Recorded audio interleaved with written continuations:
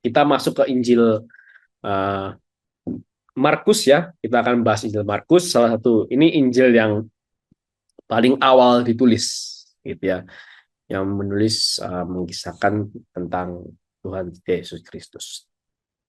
Kita coba bahas. Nah, Markus ini itu selain penginjil, Markus juga uh, uskup. Dia wafat di Alexandria, Mesir, ya, sebagai uskup Alexandria di Mesir. Ya, dan tempat wafatnya itu ini katedral Santo Markus, katedral dari Gereja Ortodoks Koptik. Dan kalau teman-teman lihat di sini saya kasih tanda merah itu ada kursi.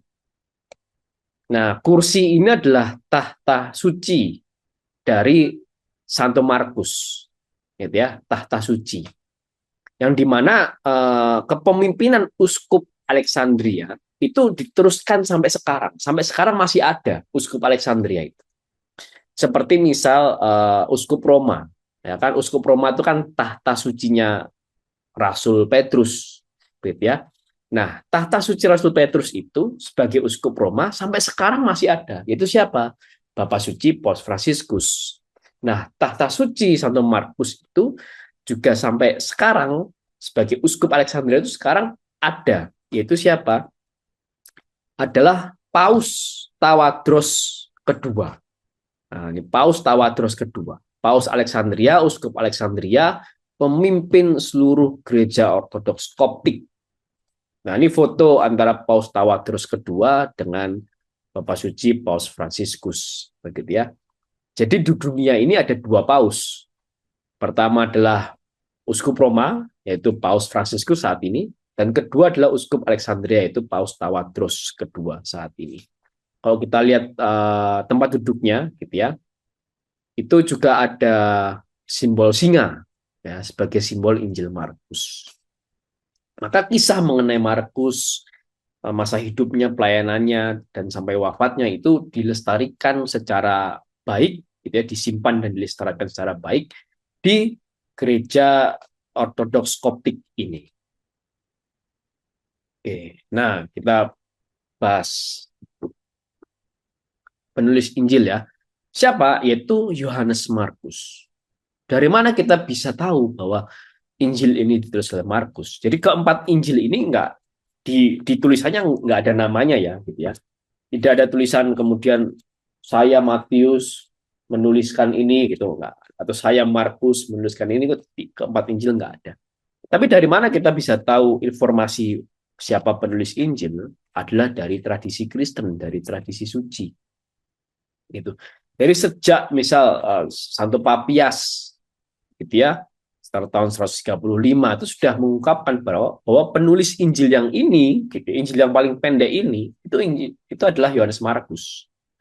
Gitu kan? Siapa Yohanes Markus itu? Yohanes Markus ini adalah rumahnya itu pernah dipakai oleh orang-orang Kristen mula-mula itu berkumpul dalam Kisah Rasul 12. Kemudian dia adalah sepupunya Barnabas.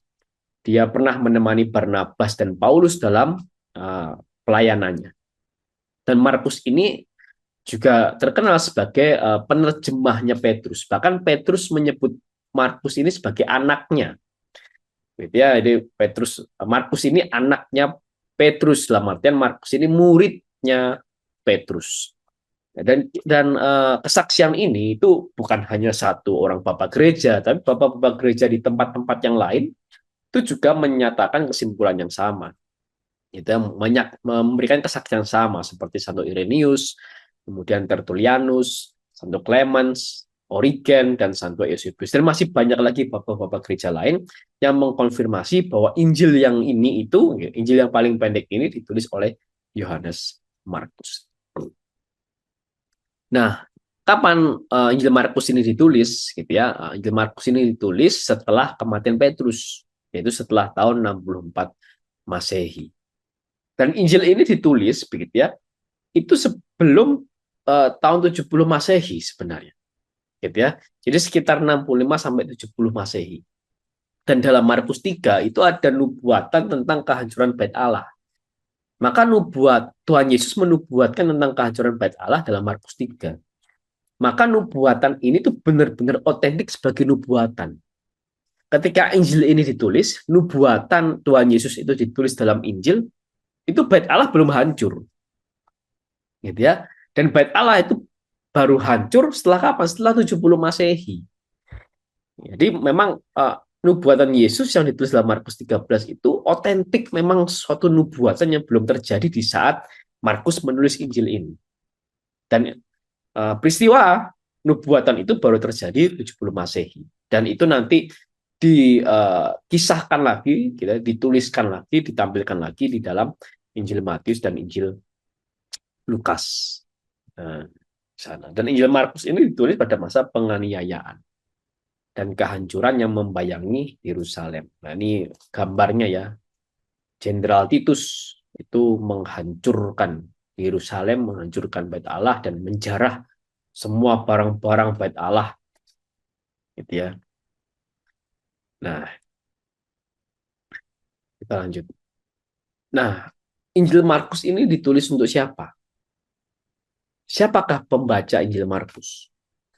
Ya, Injil Markus ini itu ditulis untuk orang-orang Kristen non-Palestina yang berasal dari bangsa kafir atau bangsa Goyim, lebih tepatnya. Ya, jadi orang-orang Kristen non-Yahudi. Seperti siapa? Seperti orang Kristen Yunani, orang Kristen Romawi, begitu ya. Maka Injil Markus ini sering sekali juga menerjemahkan kata-kata dalam bahasa Aram. Karena orang Yunani, orang ya Romawi tidak bisa bahasa Aram, gitu ya. Nah, terus juga Injil Markus ini memperhatikan untuk menjelaskan adat istiadat Yahudi. Karena orang Yunani, orang Romawi tidak tahu tentang adat-adat Yahudi. Tapi dia ditulis secara singkat gitu ya. Itu mirip seperti tulisan-tulisan sejarah oleh orang-orang Romawi yang menuliskan sejarah dengan singkat, padat begitu ya. Karena memang tujuannya untuk itu. Sana. Nah, tujuan kitab ini apa? Kitab ini bertujuan untuk memperlengkapi orang-orang Kristen seperti ini, orang-orang Kristen Yunani, orang-orang Kristen Romawi, agar dapat berdiri teguh dalam menghadapi penganiayaan. Nah, itu pembaca Injil Markus. Kemudian konten Injil Markus itu seperti apa? Ya, kita tadi sudah bahas bahwa Injil Markus ini Injil pertama yang ditulis gitu ya, sebelum tahun 70 Masehi.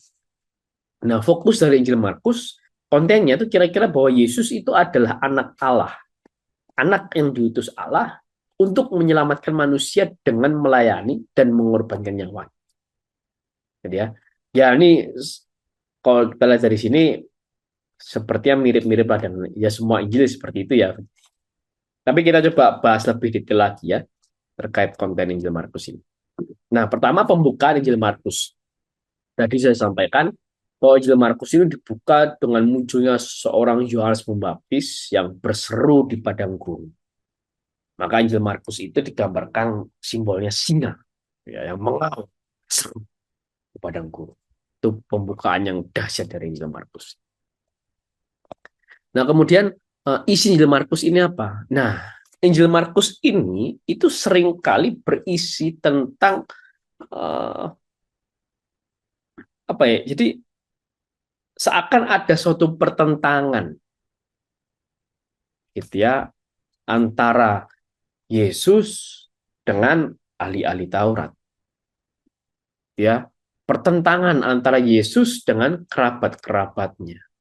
Pertentangan antara Yesus dengan orang-orang sekotanya. Bahkan para muridnya pun tidak memahami Yesus. Nah, ini yang menarik nih dari Injil Markus. Gitu. Bahwa para muridnya pun juga tidak memahami Yesus. Nah, tapi ya, Injil Markus ini kemudian ada satu terobosan. Gitu. Ketika pengakuan Petrus, Petrus mengakui bahwa Yesus adalah Mesias. Kita coba lihat contoh ayatnya ya. Nah, ini Injil Markus 8 ya. Nah, Tuhan Yesus ini perkara masalah tidak ada roti oleh para murid. Padahal Tuhan Yesus baru mengadakan mujizat memberi makan 5.000 orang begitu ya. Nah, maka Tuhan Yesus menegur para murid, kamu ini belum paham. Itu belum juga kamu paham dan mengerti. Telah degilkah hatimu gitu ya. Padahal waktu itu 7 roti untuk 4.000 orang. Berapa bakul penuh potongan-potongan roti kamu kumpulkan? Begitu kira-kira. 5 roti untuk 5.000 orang. Berapa bakul penuh potongan-potongan roti kamu kumpulkan? Tapi masa kamu tidak percaya tentang roti di hadapanku sendiri itu? Kamu masih nggak ngerti itu yang Tuhan Yesus mau sampaikan. Tapi Tuhan Yesus tidak pernah dalam Injil Markus tidak pernah menyatakan bahwa dirinya adalah Mesias. Gitu. Jadi seakan para murid ini dituntut, ditantang untuk mengerti secara inisiatif. Gitu ya, untuk mengerti secara sendirinya tanpa didikte oleh Tuhan Yesus. Gitu ya. Dan memang kemudian ada suatu terobosan ketika Petrus mengakui di sini. Tuhan Yesus tanya, siapa aku nih? Itu kata orang. Ada yang mengatakan Yesus Pembaptis, Elia, para nabi. Tapi katamu siapa aku ini? Maka Petrus menjawab, engkau adalah Mesias. Nah, dan menariknya, justru di sini Yesus melarang mereka dengan keras supaya jangan memberitahukan kepada siapapun tentang dia. Jadi ada hal yang menarik begitu ya, bahwa Yesus tidak mengungkapkan secara eksplisit dirinya adalah Mesias dalam Injil Markus, tapi Yesus menuntut para murid untuk mengenal Yesus sebagai Mesias. Tapi setelah para murid, khususnya ini Petrus, mengakui Yesus adalah Mesias, Yesus melarang mereka itu untuk jangan memberitahukan kepada siapapun. Jadi ada rahasia mesianis. Nanti kita bahas sedikit itu terkait itu ya.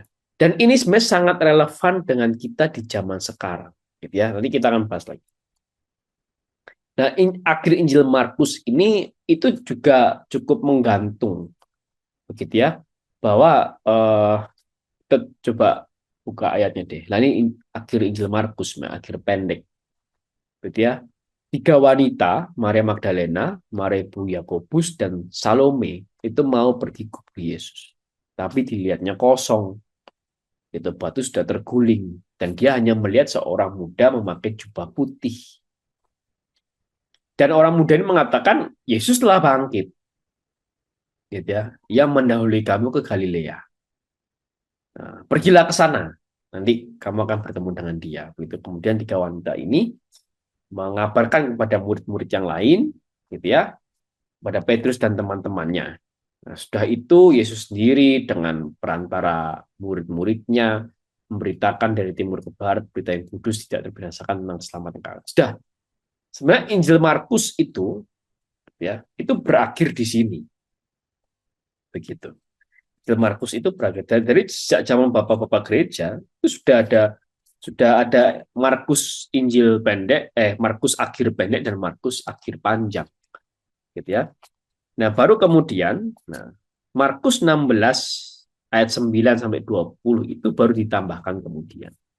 Oke, tapi apakah merubah kesimpulan mengenai Yesus? Tidak. Apakah merubah teologi mengenai kekristenan? Tidak.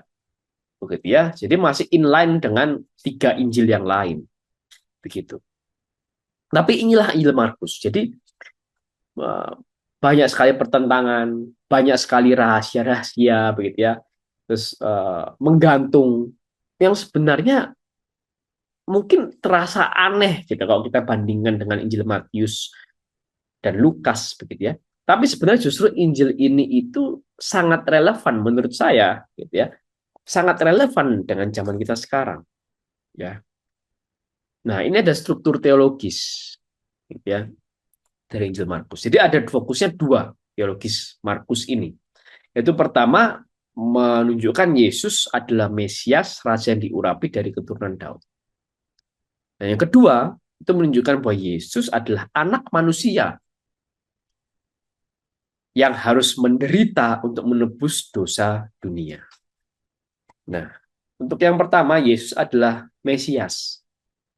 Nah, ini tadi dari tadi saya sampaikan gitu ya. bahwa identitas Yesus ini sering disalahpahami oleh orang-orang Farisi, oleh sanak saudara, orang-orang sekotanya, bahkan oleh para muridnya sendiri. Sampai kepada pengakuan Petrus, tapi kemudian Yesus ini berusaha keras untuk merahasiakan kemesiasan. Ia menegur murid-muridnya karena tidak mampu mereka untuk memahami siapa Yesus itu. Jadi Yesus tidak eksplisit menyatakan kemesiasannya. Yesus berusaha merahasiakan kemesiasannya. Tapi Yesus menuntut para murid untuk paham, untuk percaya Yesus adalah Mesias. Kok aneh?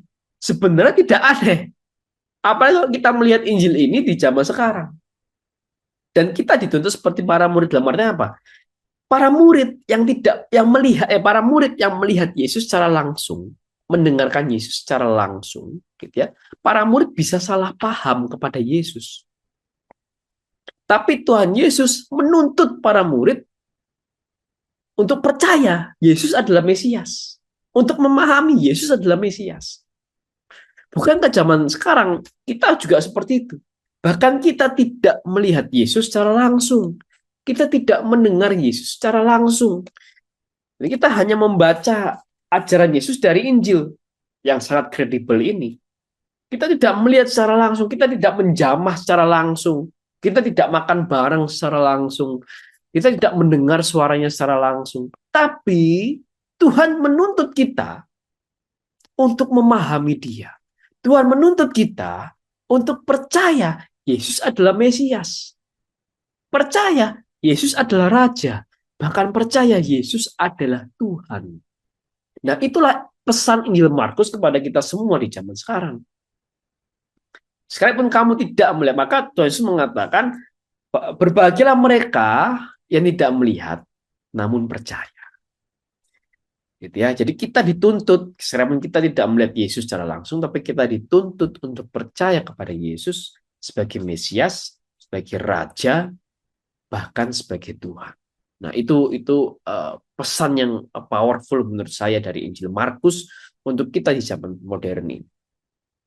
Nah, yang kedua, Yesus sang anak manusia, gitu ya. Nah, ini A dan M-nya besar, itu menunjukkan referensinya nanti di kitab Daniel, gitu ya, anak manusia ini. Nah, tapi fokusnya dari Injil Markus adalah anak manusia, bahwa Yesus ini adalah Mesias sebagai anak manusia yang harus menderita. Gitu ya. Jadi bahkan 3 kali Tuhan Yesus menubuatkan tentang penderitaannya. Dan Injil ini diakhiri dengan narasi kematian dan kebangkitan Yesus. Ya, bahwa apa yang Yesus lakukan ini tidak dilakukan dengan paksaan atau untuk tujuan-tujuan politik. Gitu ya. Tapi justru disertai dengan penderitaannya dan penderitaan pengikutnya. Gitu ya. Dan di Injil Markus ini ada satu ironi, teman-teman Bapak Ibu, yaitu apa? Imam besar, ya, yang adalah, dia pasti mengerti sekali tentang agama Yahudi.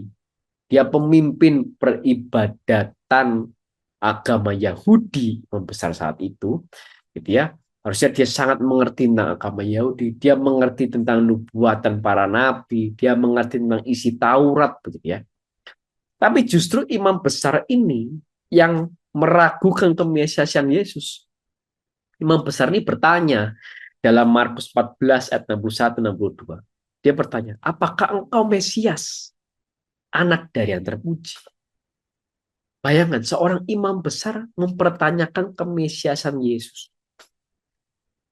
Tapi justru seorang perwira Romawi, orang yang nggak kenal agama Yahudi, orang yang nggak kenal para nabi Yahudi, orang yang nggak kenal hukum Taurat, justru dia memberikan kesaksian tentang Yesus.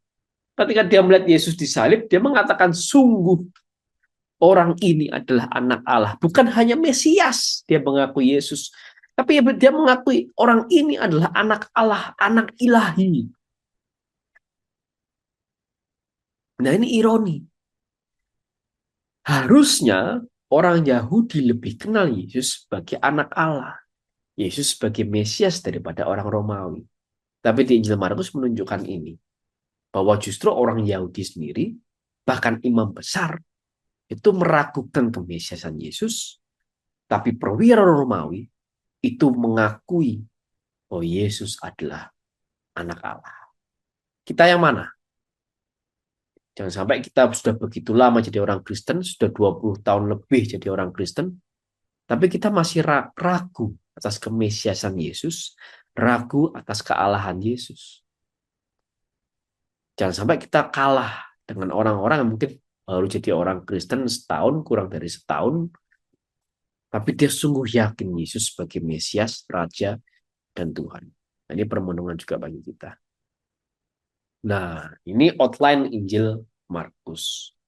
Jadi ada prolog, judul, kemudian Yohanes Pembaptis, kisah pembaptisan Yesus, kemudian Yesus dicobai padang gurun. Jadi ini cepat sekali, gitu ya, begitu padat, gitu. Itu Yesus dan orang banyak, Yesus dan orang-orang orang-orang sekitarnya, gitu ya, Yesus dan murid-muridnya, gitu ya. Kemudian pengakuan Petrus, kemudian jalan anak manusia, Yesus di Yerusalem, dan penderitaan Yesus dan kebangkitan Yesus. Kemudian tutup dengan akhir dari Injil Markus. Jadi singkat, padat, dan jelas. Ya, itulah Injil Markus. Maka Injil Markus ini, kesimpulannya apa? Injil Markus ini ditulis antara tahun 65 sampai 70 Masehi oleh Santo Yohanes Markus. Dia adalah sepupu Barnabas, rekan Paulus, penerjemah Petrus, dan uskup Alexandria. Injil Markus ditulis untuk orang-orang Kristen non-Palestina, orang-orang Kristen non-Yahudi gitu ya, berasal dari bangsa Goyim atau kafir. Dengan tujuan untuk memperlengkapi orang-orang Kristen ini agar dapat berdiri teguh dalam menghadapi penganiayaan. Injil Markus menekankan Yesus sebagai Mesias, raja yang diurapi dari keturunan Daud, dan Yesus sebagai anak manusia yang menderita wafat dan bangkit. Sekian dari saya, monggo dilanjutkan oleh Leo untuk Injil Matius.